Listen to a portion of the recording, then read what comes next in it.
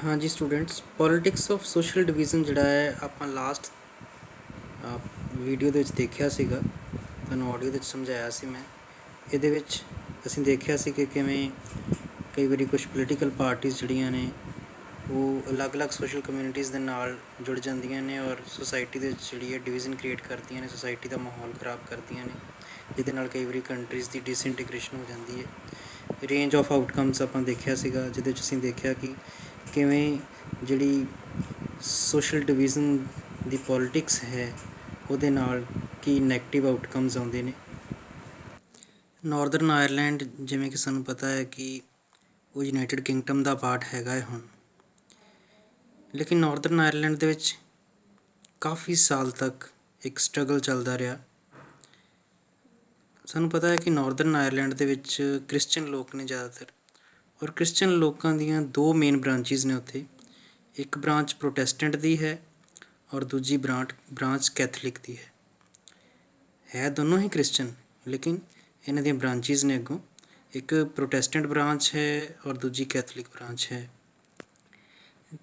Northern Ireland ਦੇ ਵਿੱਚ 53% ਲੋਕ ਉਹ ਨੇ ਜੋ ਪ੍ਰੋਟੈਸਟੈਂਟ ਕ੍ਰਿਸਚਨ ਨੇ, 44% ਲੋਕ ਉਹ ਨੇ ਜੋ ਕਿ ਰੋਮਨ ਕੈਥਲਿਕ ਨੇ।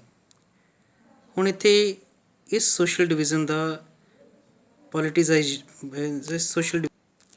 ਇਸ ਸੋਸ਼ਲ ਡਿਵੀਜ਼ਨ ਨੂੰ ਪੋਲੀਟੀਸਾਈਜ਼ ਕੀਤਾ ਗਿਆ ਉੱਥੇ। ਪ੍ਰੋਟੈਸਟੈਂਟ ਲੋਕਾਂ ਨੂੰ ਫੇਵਰ ਕਰ ਰਹੀ ਹੈ ਉੱਥੇ ਯੂਨੀਨਿਸਟ ਪਾਰਟੀ, ਔਰ ਰੋਮਨ ਕੈਥਲਿਕ ਲੋਕਾਂ ਨੂੰ ਫੇਵਰ ਕਰਦੀ ਸੀਗੀ nationalist party.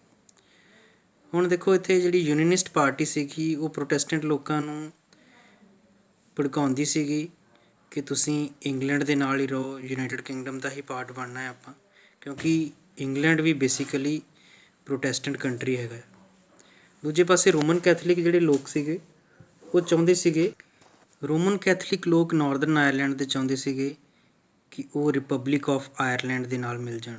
Republic of Ireland already ਇੱਕ ਇੰਡੀਪੈਂਡੈਂਟ ਦੇਸ਼ ਹੈ ਔਰ ਉਹ ਇੰਗਲੈਂਡ ਦੇ ਖਿਲਾਫ ਹੈ। ਰਿਪਬਲਿਕ ਆਫ ਆਇਰਲੈਂਡ ਇੱਕ ਕੈਥਲਿਕ ਦੇਸ਼ ਹੈ, ਉੱਥੇ ਜ਼ਿਆਦਾਤਰ ਲੋਕ ਕੈਥਲਿਕ ਰਿਲੀਜਨ ਦੇ ਨੇ।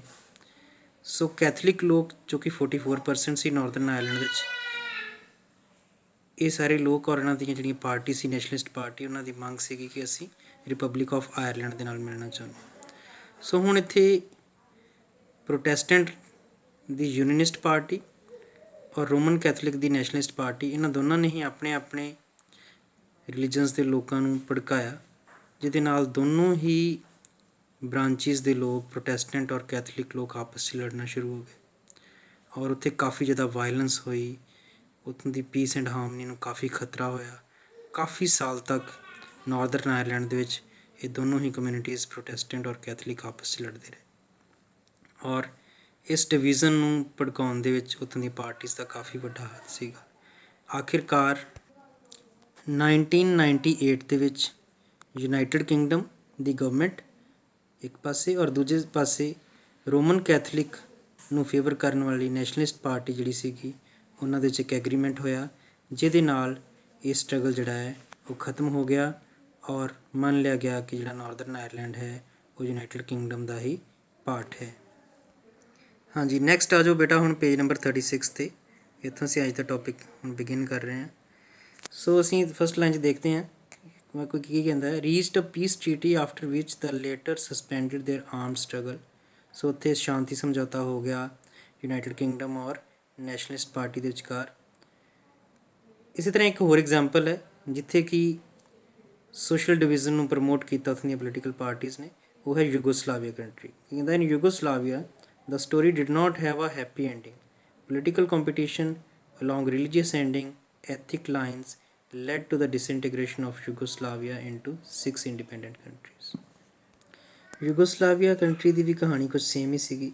ਉੱਥੇ ਵੀ ਅਲੱਗ-ਅਲੱਗ ਕਮਿਊਨਿਟੀਜ਼ ਦੇ ਲੋਕ ਰਹਿ ਰਹੇ ਸੀਗੇ ਔਰ ਉਹਨਾਂ ਕਮਿਊਨਿਟੀਜ਼ ਦੇ ਵਿੱਚ ਜੋ ਡਿਫਰੈਂਸਿਸ ਸੀਗੇ ਉਹਨਾਂ ਨੂੰ ਹੋਰ ਜ਼ਿਆਦਾ ਪ੍ਰਮੋਟ ਕੀਤਾ ਉਹਨਾਂ ਦੀਆਂ ਆਪਣੀਆਂ ਪੋਲੀਟੀਕਲ ਪਾਰਟੀਜ਼ ਨੇ, ਔਰ ਇਹਨਾਂ ਕਮਿਊਨਿਟੀਜ਼ ਨੂੰ ਇੱਕ ਦੂਜੇ ਦੇ ਖਿਲਾਫ ਭੜਕਾਇਆ ਇਹਨਾਂ ਪੋਲੀਟੀਕਲ ਪਾਰਟੀਜ਼ ਨੇ। ਰਿਜ਼ਲਟ ਕੀ ਹੋਇਆ ਕਿ ਯੂਗੋਸਲਾਵੀਆ ਜਿਹੜਾ ਹੈ ਕਦੀ ਇੱਕ ਦੇਸ਼ ਸੀ, ਅੱਜ ਉਹਦੇ 'ਚੋਂ 6 ਇੰਡੀਪੈਂਡੈਂਟ ਕੰਟਰੀਜ਼ ਨਿਕਲ ਗਏ ਨੇ ਅਲੱਗ-ਅਲੱਗ ਕਮਿਊਨਿਟੀਜ਼ ਦੇ। ਸੋ ਅਲੱਗ-ਅਲੱਗ ਕਮਿਊਨਿਟੀਜ਼ ਨੂੰ ਤੋੜਨ ਦੀ ਕੋਸ਼ਿਸ਼ ਕਰਨ ਵਾਲੀਆਂ ਪਾਰਟੀਜ਼ ਕੰਟਰੀ ਦਾ ਨੁਕਸਾਨ ਕਰ ਜਾਂਦੀਆਂ ਨੇ। ਹਾਂਜੀ, ਸੋ ਨੈਕਸਟ ਪੈਰਾਗ੍ਰਾਫ ਦੇਖਦੇ ਹਾਂ। ਸੋ ਨੈਕਸਟ ਪੈਰਾਗ੍ਰਾਫ 'ਚ ਦੱਸ ਰਿਹਾ ਕਿ ਇਹੋ ਜਿਹੀਆਂ ਜਿਹੜੀਆਂ ਐਗਜ਼ਾਮਪਲਸ ਨੇ ਉਹਨਾਂ ਨੂੰ ਦੇਖ ਕੇ ਕੁਛ ਲੋਕ ਕਨਕਲੂਡ ਕਰਦੇ ਨੇ ਕਿ ਜਿਹੜੀ ਪੋਲੀਟਿਕਸ ਹੈ ਔਰ ਜਿਹੜੀ ਸੋਸ਼ਲ ਡਿਵੀਜ਼ਨ ਹੈ ਜਦੋਂ ਆਪਸ ਵਿੱਚ ਮਿਲਦੀਆਂ ਨੇ, ਮਿਕਸ ਹੋ ਜਾਂਦੀਆਂ ਨੇ, ਤਾਂ ਇਹਦੇ ਨਾਲ ਕੰਟਰੀ ਨੂੰ ਨੁਕਸਾਨ ਹੁੰਦਾ ਹੈ। ਇਹਦੇ ਨਾਲ ਸੋਸ਼ਲ ਡਿਵੀਜ਼ਨ ਹੋਰ ਫਰਦਰ ਹੋ ਜਾਂਦੀ ਹੈ ਔਰ ਇਸ ਤਰ੍ਹਾਂ ਨਾਲ ਕੰਟਰੀ ਦਾ ਨੁਕਸਾਨ ਹੁੰਦਾ ਹੈ। ਕੰਟਰੀ ਛੋਟੇ ਛੋਟੇ ਪਾਰਟਸ ਵਿੱਚ ਕਈ ਵਾਰੀ ਵੰਡਿਆ ਜਾਂਦਾ ਹੈ। ਸੋ ਕਹਿੰਦੇ ਨੇ ਕਿ ਸੋਸ਼ਲ ਡਿਵੀਜ਼ਨਸ ਜਿਹੜੀਆਂ ਨੇ ਕਿਸੇ ਕੰਟਰੀ 'ਚ ਹੋਣੀਆਂ ਹੀ ਨਹੀਂ ਚਾਹੀਦੀਆਂ। ਹਾਂਜੀ, ਨੈਕਸਟ ਪੈਰਾਗ੍ਰਾਫ ਦੇਖते हैं। नेक्स्ट पैराग्राफ जो कह रहा है, कहता है at the same time every expression of social division in politics doesn't lead to such disaster.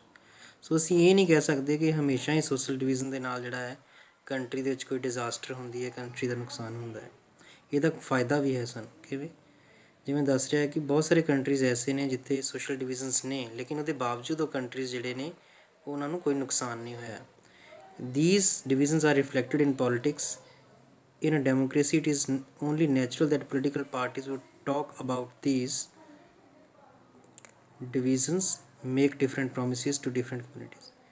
Democracy ਦੇ ਵਿੱਚ ਲਾਜ਼ਮੀ ਹੈ ਕਿ ਅੱਜ ਕੱਲ੍ਹ ਮਲਟੀਕਲਚਰਲ ਕੰਟਰੀ ਨੇ, ਬਹੁਤ ਸਾਰੀਆਂ ਕਮਿਊਨਿਟੀਜ਼ ਹੁੰਦੀਆਂ ਨੇ, ਅਲੱਗ-ਅਲੱਗ ਪੋਲੀਟੀਕਲ ਪਾਰਟੀਜ਼ ਜਿਹੜੀਆਂ ਨੇ ਉਹਨਾਂ ਕਮਿਊਨਿਟੀਜ਼ ਦੇ ਨਾਲ ਜੁੜੀਆਂ ਹੁੰਦੀਆਂ ਨੇ, ਉਹਨਾਂ ਨਾਲ ਕਈ ਤਰ੍ਹਾਂ ਦੇ ਪ੍ਰੋਮਿਸਿਸ ਕਰਦੀਆਂ ਨੇ ਔਰ ਉਹਨਾਂ ਨੂੰ ਰਿਪਰੈਜ਼ੈਂਟ ਕਰਦੀਆਂ ਨੇ ਪੋਲੀਟਿਕਸ ਦੇ ਵਿੱਚ, ਔਰ ਨਾਲ ਦੀ ਨਾਲ ਹੀ ਬਹੁਤ ਸਾਰੀਆਂ ਪੋਲਿਸੀਜ਼ ਬਣਾਉਂਦੀਆਂ ਨੇ ਪੋਲੀਟੀਕਲ ਪਾਰਟੀਜ਼, ਤਾਂ ਕਿ ਇਹਨਾਂ ਕਮਿਊਨਿਟੀਜ਼ ਦੀਆਂ ਜਿਹੜੀਆਂ ਗ੍ਰੀਵੈਂਸਿਸ, ਸ਼ਿਕਾਇਤਾਂ ਨੇ ਉਹਨਾਂ ਨੂੰ ਦੂਰ ਕੀਤਾ ਜਾ ਸਕੇ ਔਰ ਉਹਨਾਂ ਨੂੰ ਕੋਈ ਐਡਵਾਂਟੇਜ ਦਿੱਤਾ ਜਾ ਸਕੇ।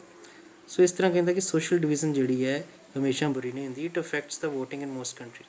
ਬਹੁਤ ਸਾਰੇ ਕੰਟਰੀਜ਼ ਦੇ ਵਿੱਚ ਸੋਸ਼ਲ ਡਿਵੀਜ਼ਨ ਜਿਹੜੀ ਹੈ ਵੋਟਿੰਗ ਦੇ ਉੱਪਰ ਵੀ ਅਸਰ ਡਾਲਦੀ ਹੈ ਕਿ ਬਹੁਤ ਸਾਰੀਆਂ ਕਮਿਊਨਿਟੀਜ਼ ਆਪਣੀ ਹੀ ਪਾਰਟੀ ਨੂੰ ਜਿਹੜਾ ਹੈ ਵੋਟ ਕਰਨਾ ਪਸੰਦ ਕਰਦੇ ਨੇ। People from one community tend to prefer some party more than the others. ਅਕਸਰ ਕਮਿਊਨਿਟੀਜ਼ ਦੀਆਂ ਆਪਣੀਆਂ ਆਪਣੀਆਂ ਫੇਵਰੇਟ ਪਾਰਟੀਜ਼ ਹੁੰਦੀਆਂ ਨੇ, ਉਸੇ ਨੂੰ ਹੀ ਵੋਟ ਕਰਨਾ ਪਸੰਦ ਕਰਦੇ ਨੇ।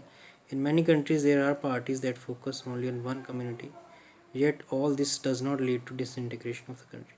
ਸਾਡੇ ਕੋਲ ਬਹੁਤ ਸਾਰੀਆਂ ਐਗਜ਼ਾਮਪਲਸ ਨੇ ਅਲੱਗ-ਅਲੱਗ ਡੈਮੋਕ੍ਰੇਸੀਜ਼ ਦੀਆਂ ਕਿ ਜਿੱਥੇ ਅਲੱਗ-ਅਲੱਗ ਕਮਿਊਨਿਟੀਜ਼ ਆਪਣੀ ਹੀ ਪਰਟੀਕੂਲਰ ਪਾਰਟੀ ਨੂੰ ਵੋਟ ਕਰਦੀਆਂ ਨੇ ਔਰ ਉਹਦੇ ਬਾਵਜੂਦ ਉਹ ਕੰਟਰੀ ਬੜੀ ਪੀਸ ਐਂਡ ਹਾਰਮਨੀ ਨਾਲ ਰਹਿ ਰਹੇ ਨੇ। ਸੋ ਅਸੀਂ ਇਹ ਨਹੀਂ ਕਹਿ ਸਕਦੇ ਕਿ ਹਮੇਸ਼ਾ ਹੀ ਸੋਸ਼ਲ ਡਿਵੀਜ਼ਨਸ ਦੇ ਨਾਲ ਕੰਟਰੀ ਨੂੰ ਲੋਸ ਹੁੰਦਾ ਹੈ। ਬਸ ਇਸ ਚੀਜ਼ 'ਤੇ ਡਿਪੈਂਡ ਕਰਦਾ ਹੈ ਕਿ ਉਸ ਪਰਟੀਕੂਲਰ ਕੰਟਰੀ ਦੇ ਵਿੱਚ ਕਮਿਊਨਿਟੀਜ਼ ਨੂੰ ਸੈਟਿਸਫਾਈ ਕਰਨ ਦੇ ਲਈ ਕੀ ਪੋਲਿਸੀਜ਼ ਬਣਾਈਆਂ ਜਾ ਰਹੀਆਂ ਨੇ। ਇਸ ਤੋਂ ਅੱਗੇ ਤੁਸੀਂ ਹੁਣ ਵੀਡੀਓ ਨੰਬਰ 2 ਦੇਖਣਾ, ਨੈਕਸਟ ਟੌਪਿਕ ਉਹਦੇ ਵਿੱਚ ਕਵਰ ਕੀਤਾ ਜਾਏਗਾ। Thank you.